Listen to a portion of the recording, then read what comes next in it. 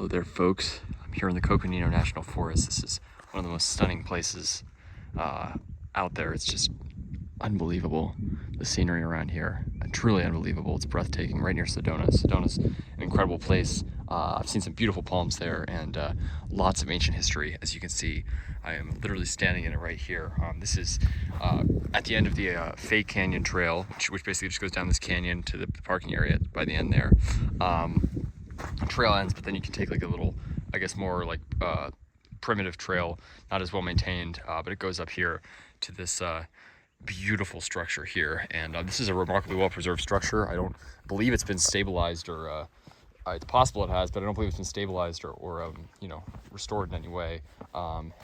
This is a really incredible place, and it's just kind of crazy to think that this was, you know, the stones of this place were you know, taken here by people and stacked one on top of the other, you know, 700-800 years ago. My guess is it was probably built sometime in the mid-late 1200s, sometime in the 1200s, probably maybe early 1300s, because by about the late 1300s, the entire area had been abandoned by the people who lived here for reasons still unknown. You know, there's theories about drought warfare, not exactly clear what happened to them. So yeah, it's really interesting to think about. But you know, the structure is probably at least 700 years old, if not more. Just incredible. And you know, you can see the walls have you know, shrunk in size as, you know, time has taken its toll, you know, but it's still got quite a bit left here. Really an amazing place. And yeah, I mean, presumably this was someone's home. It's possible this was a storage structure, but this looks big enough to have been a home, not a granary. You know, you can see the entrance. Usually granaries wouldn't have like proper doors like this. You can see the entrance there. So my guess is this is, I guess, like maybe a one family residence, or you know, I'm not exactly sure, but it was the people who lived here were known as the Sinagua. Sinagua is a Spanish word meaning without water. I guess that's what they figured it was like here, but there's actually a creek that goes down here with year-round water in it. You can see several water stains up there, and including this waterfall here, which looks like it might have like a tiny bit of water dripping over the edge there. So certainly not without water. Completely, you know, obviously you need water to survive up here, and people settled where there's water, but they also interestingly settled in what seems like you know, it seems like they had defense in mind in a lot of situations. You know, why would they settle so far up here, you know, up on these rims? It seems like defense was in mind, and there's you know, considerable evidence pointing to some warfare amongst southwestern groups in ancient times, potentially leading to the you know, downfall of several groups and, like, you know, different migration patterns. So it's interesting to think about. But yeah, it's just an amazing place. And I already saw another like a little structure. There was like just the outlines of it. It was really poorly maintained because people go over there and they turn the rocks over and stuff. So it was a little unfortunate, but it was still had the outline, and there were some beautiful white pictographs, like painted images on the wall there, which was really cool.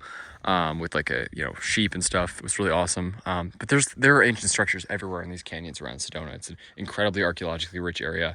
It's sort of like you know, it's awesome because it's like this beautiful red rock and tons of cacti. You can see the prickly pear all down there. Look at that, everywhere with this pinyon juniper woodland.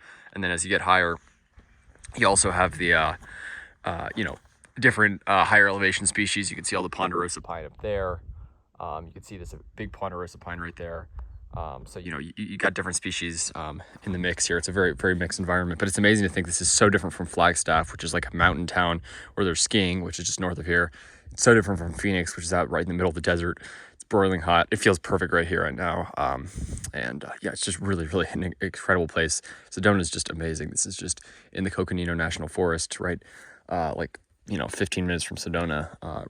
Literally, I mean, it's just an amazing spot, and there's ancient structures everywhere. So, you know, this is not unique, but it is certainly remarkable. You know, just to think that people built this that long ago, and I just love it. And yeah, if you guys, you know, I maybe you know this, but my two main interests are palms and ancient history, specifically ancient, like, Native American history, and especially the groups in the Southwest really fascinate me, and all the ancient structures that are still here, ancient rock art. It's just fascinating. So if you guys are interested in that, feel free check out my other YouTube channel, Ancient American Wonders. I started that one a little while ago. I still have a video or two to upload that I haven't, but it's got several videos on it from over the summer. And yeah, it's just sort of an ancient, I guess, ancient cultures of the Americas channel, at least, you know, what I have so far. And I'm going to try to get more videos. And, you know, there's ancient history everywhere, you know, on all the inhabited continents on Earth. You know, not Antarctica, but every other continent. There's ancient history out there. And you know, this is pretty awesome to see. You know, this is obviously isn't the biggest, most elaborate structure, but you know, people were building to survive here, and you know, they built these amazing structures that still remain. Just a testament not only to their, you know, obviously this is a great site they chose. The reason they chose it here is because it's protected from water and wind, but also, you know, it's a testament to the construction that it still remains intact after all these centuries. Awesome. Stay tuned, folks. Have a good one. Take care.